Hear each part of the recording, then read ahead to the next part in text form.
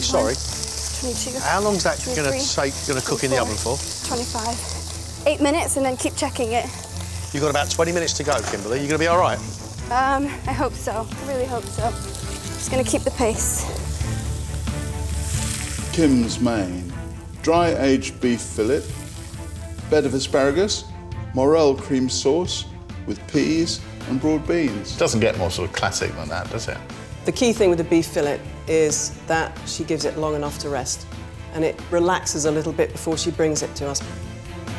How far behind are you? 5 minutes. Have you got 5 to 10 minutes, depending on the meat. Have you got broad beans? No. You're There's just not time for it. You're dropping them? Dropping them. How is our beef? Yeah, it's getting there. You're 2 minutes over, Kimberly. Okay. A bit rare, do you think? It's a bit rare, but this is how I would have it. Come on, Kimberly, let's go. What else goes on that board? This is it. Good. You're 8 minutes late. Okay. Let's go.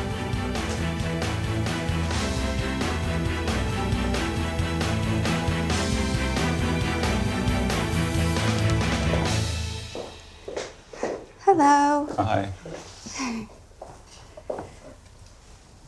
Thank you.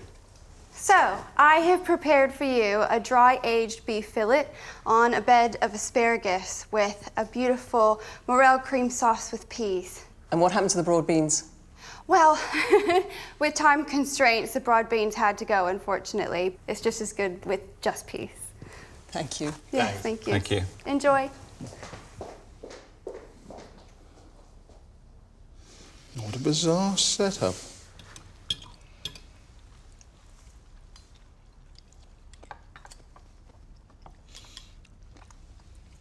Actually, there's a few elements on here I quite like. The steak's actually quite nice. I quite like it really rare. I like the texture of the asparagus. I quite like the fact that the peas are slightly underdone. There's something odd to me about the weird sweetness of this sauce. It smells nice, but it's sweet and cloying and like she's cooked some morels and then poured cream over them and hoped that would do it. Which is a shame because it's actually a decent piece of meat, especially on the outsides where it's seared. I very much enjoyed that. The beef is very, very tender. The morel and Madeira sauce could probably do with a crack of pepper. The fillet of beef could probably do with a little pinch of salt. But as to the rest of it, I think it's really good. OK, 20 minutes for those fondants? Yep. Well done. Well done. Well, we've eaten a lot of chocolate fondants around this table, haven't we? Kim's twist is a hazelnut creme anglaise and praline. The rest of it is going to be utterly irrelevant if the fondant itself doesn't ooze. How long are those fondants? 1 minute. Right. Everything else is ready. Yay. Yay. Are they done? Yes, they're done.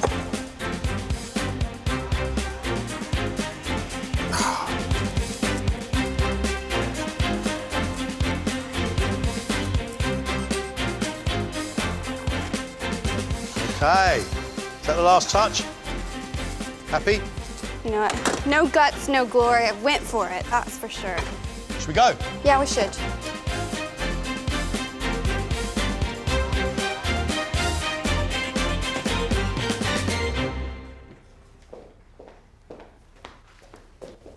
Thank you. You are welcome. Thanks. There you are. Thank you. You're welcome. For dessert, you have a chocolate fondant with a hazelnut anglaise, as well as pralines. Please enjoy. Thank you. Thank you. I've been disappointed on quite a few occasions with chocolate fondants, but never in this way. It's as almost as if it's kind of been dropped from a great height. Look, on the upside, it's on a plate.